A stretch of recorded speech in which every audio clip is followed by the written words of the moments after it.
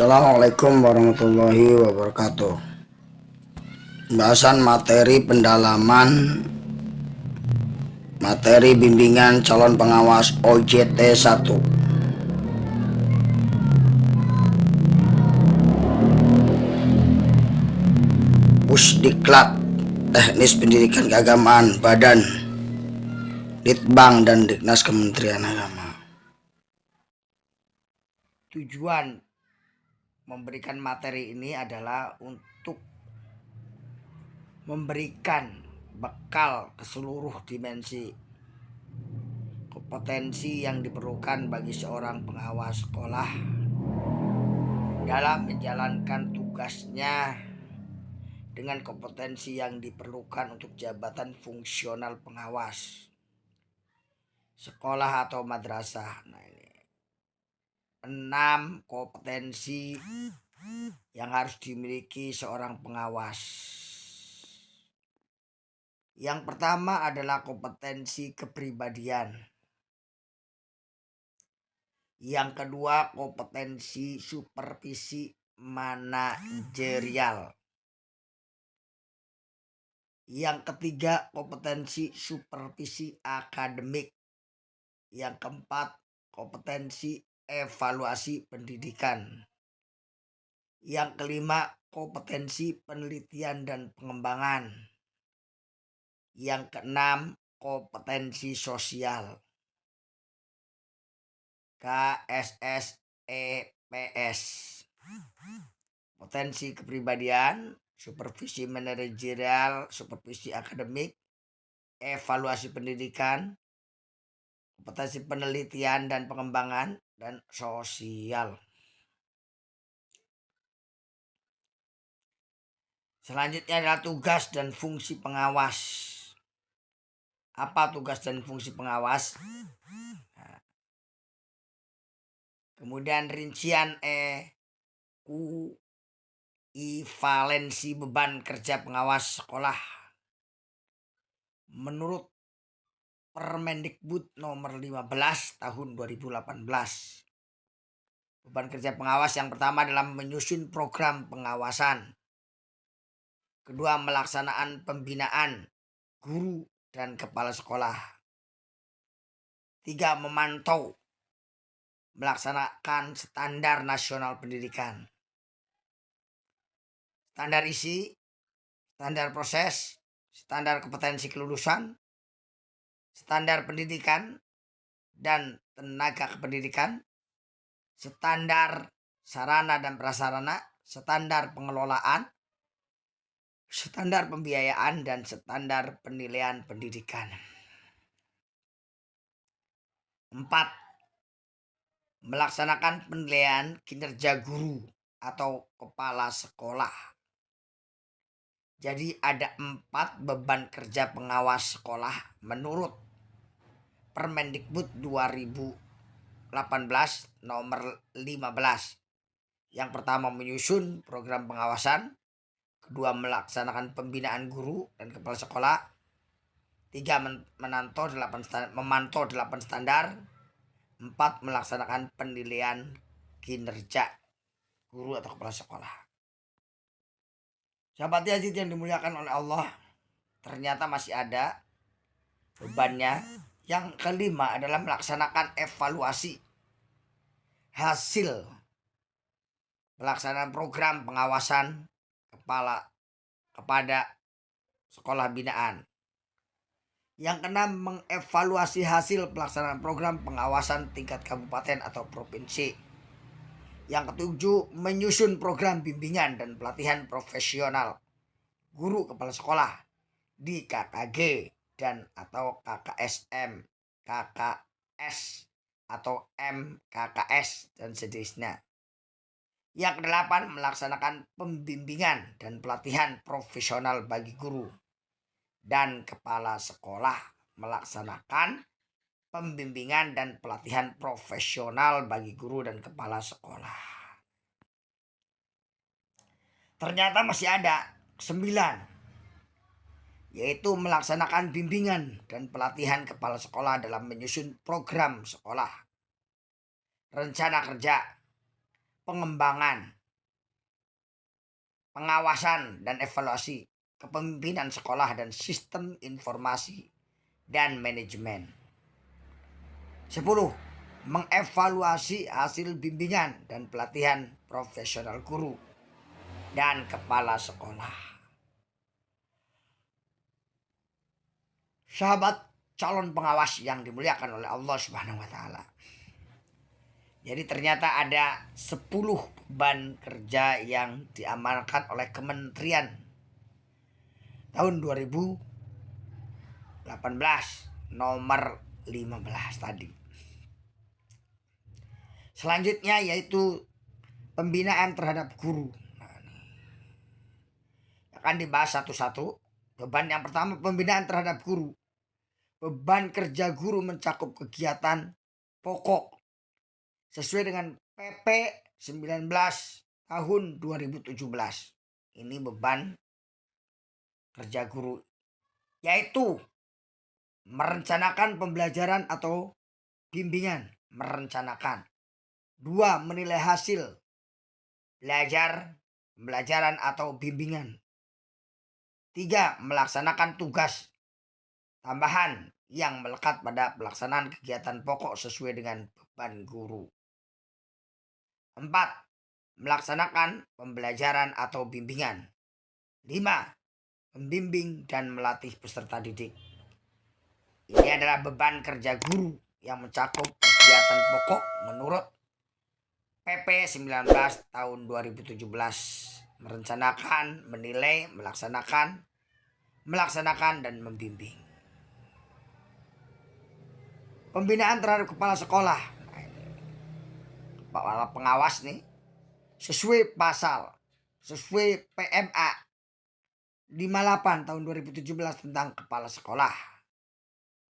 Pembinaan terhadap kepala sekolah yaitu menyusun rencana kerja 4 tahun, RKM 4 tahun, RKMJ. Pertama konten, 2 konten, 3 konten, 4 konten, 5 konten, 6 konten. Melakukan penilaian kinerja guru dan tenaga kerja pendidikan. Berat ya bersekolah ya. Menandatangani ijazah, surat keterangan hasil ujian akhir, surat keterangan pengganti ijazah, dokumen akademik dan lain-lain. Menyusun rencana kerja tahunan atau RKM. Rencana kerja tahunan, yaitu pengembangan kurikulum KTSP 1 dan 2 3, menetapkan pembagian tugas dan pendayagunaan guru dan tenaga kependidikan.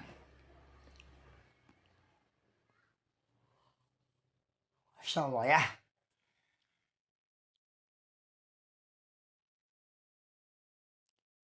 Pemantauan 8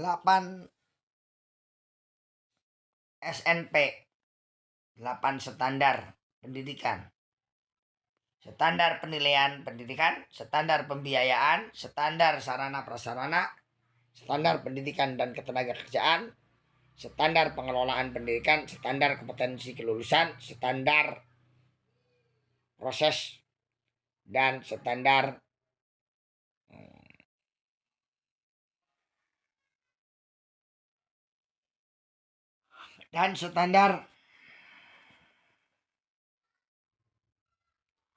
kompetensi kelulusan, standar proses, dan standar isi.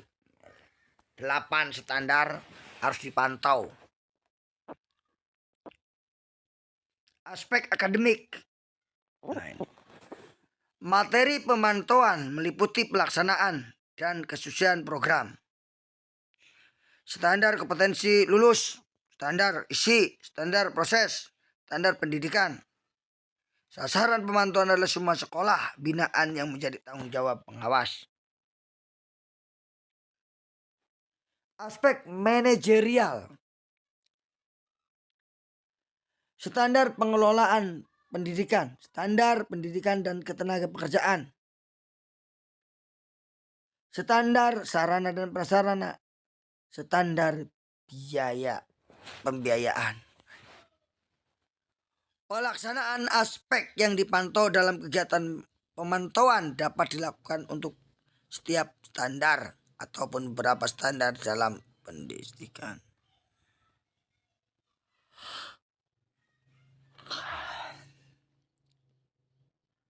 Pelaksanaan pemantauan dilaksanakan untuk beberapa standar dalam kegiatan, misalnya dengan cara melaksanakan program pemantauan dan evaluasi implementasi.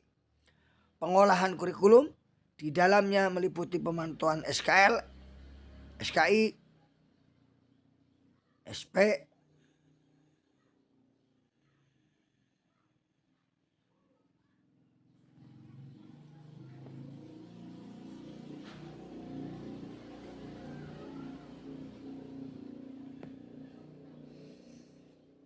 selanjutnya, pelaksanaan pemantauan yang dilaksanakan untuk beberapa standar dalam satu kegiatan, misalnya dengan cara melaksanakan program pemantauan dan evaluasi implementasi pengolahan kurikulum.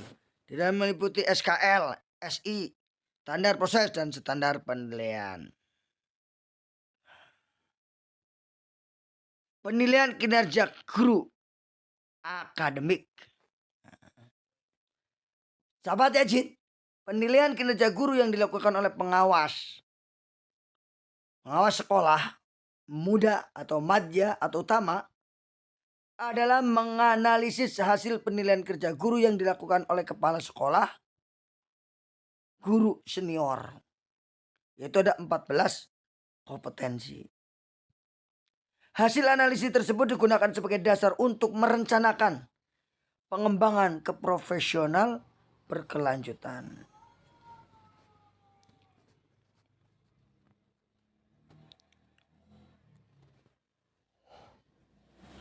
Penilaian terhadap kinerja kepala madrasah atau manajerial.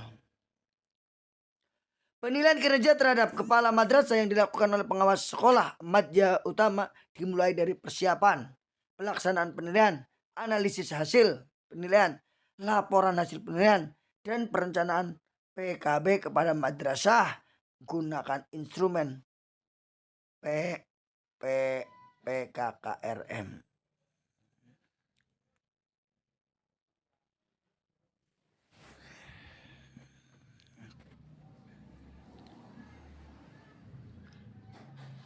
Di mana PKKM meliputi kepribadian sosial, kepribadian,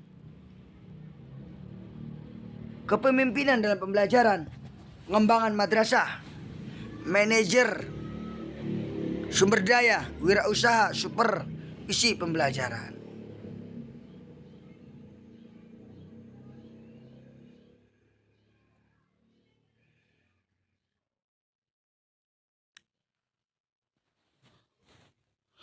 Sahabat sekalian yang dimuliakan oleh Allah Subhanahu wa taala, pembimbingan dan pelatihan profesional guru kepala madrasah di MGMP atau KKM. Nah, ini. Pembimbingan pengawas kepala sekolah muda dan pengawas sekolah madya, khusus bagi pengawas sekolah madya dan pengawas sekolah utama. Bimbingan pembuatan KTI, pelaksanaan bimbingan dalam pelatihan guru dengan tugas tambahan. Program perencanaan pembelajaran, pelaksanaan penilaian hasil belajar. Supervisi manajerial. Apa itu supervisi manajerial? Di mana dimensi kompetensi supervisi manajerial lalu Permendiknas 12 tahun 2007 bahwa dimensi kompetensi supervisi manajerial adalah 1. Menguasai metode, teknis dan prinsip-prinsip supervisi dalam rangka meningkatkan mutu pendidikan. 2. Menyusun program pengawasan berdasarkan visi, misi, tujuan dan program pendidikan di sekolah di mata Diklat B1 dan C1. Kemudian yang ketiga, menyusun metode kerja dan instrumen yang diperlukan untuk melaksanakan tugas pokok fungsi pengawasan sekolah. Keempat adalah menyusun laporan hasil pengawasan, hasil-hasil pengawasan, dan menindaklanjuti untuk perbaikan program pengawasan berikutnya di sekolah. Sahabat Yazi yang dimuliakan oleh Allah Subhanahu wa taala. Berikut dimensi kompetensi supervisi manajerial. Ya. Menurut Permendikbud nomor 12 tahun 2007. Dimensi kompetensi supervisi manajerial. Yang pertama, membina kepala sekolah dalam pengelolaan dan administrasi pendidikan berdasarkan manajemen peningkatan mutu pendidikan sekolah. Membina kepala sekolah dan guru dalam melaksanakan bimbingan konseling. Mendorong guru dan kepala sekolah dalam memverifikasi hasil-hasil yang dicapai untuk menemukan kelebihan dan kekurangan dalam pelaksanaan tugas pokok tersebut. 8. Membantu melaksanakan standar nasional pendidikan bermanfaat hasil-hasilnya.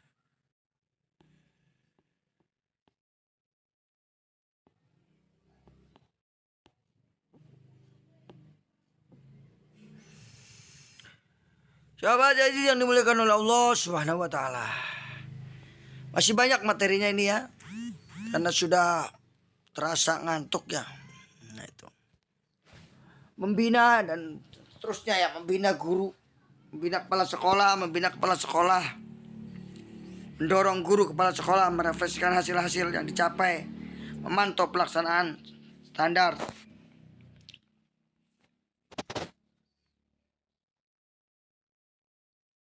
Pengawasan manajerial, kegiatan profesional yang dilakukan oleh pengawas sekolah dalam rangka membantu kepala sekolah, guru, dan tenaga pendidikan lainnya guna meningkatkan mutu dan efektivitas penyelenggaraan pendidikan dan pembelajaran. Pengawasan manajerial. Prinsip supervisi. 1. Tidak otoriter. 2. Berkesinambungan. 3. Komprehensif. 4. Demokratif. 5. Konstruksi. 6. Integral. Pengawasan manajer, pilihan metode monitoring, evaluasi, FG, dipli, dan workshop.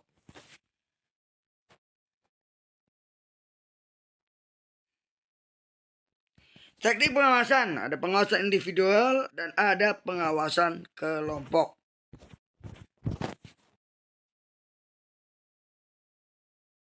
Pengelolaan pengawasan manajerial, program tahunan, program semester, rencana pengawasan, perencanaan, pelaksanaan, pelaporan, dan evaluasi.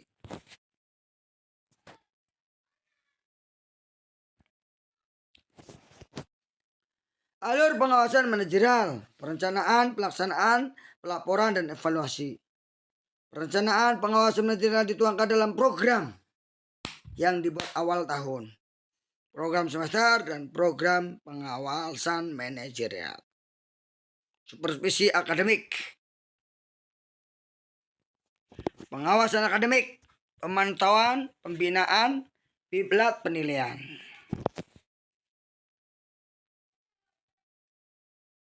Tugas pengawas: 1. Pembinaan, 2. Pemantauan, 3. Penilaian, 4. Pembimbingan dan pelatihan.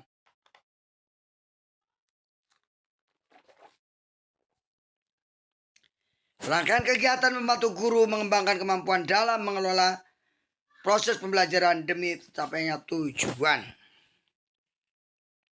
Yang pertama, tujuan. Yang kedua, pengembangan profesional guru. Kedua, monitoring proses pembelajaran. Yang ketiga, pembinaan komitmen guru terhadap tugas dan kewajiban.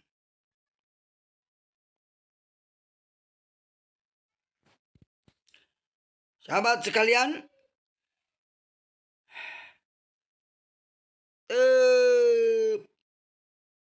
metode.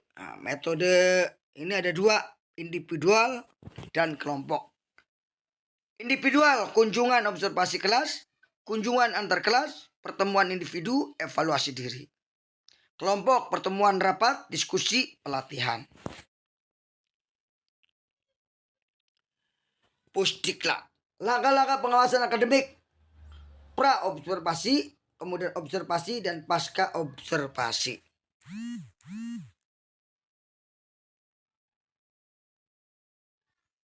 Evaluasi pendidikan, pelaksanaan, perencanaan, pelaksanaan, dan tahap akhir.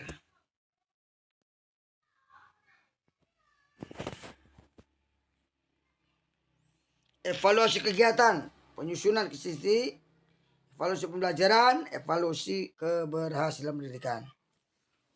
Pemantauan, evaluasi hasil, pembinaan guru, pemanfaatan hasil belajar.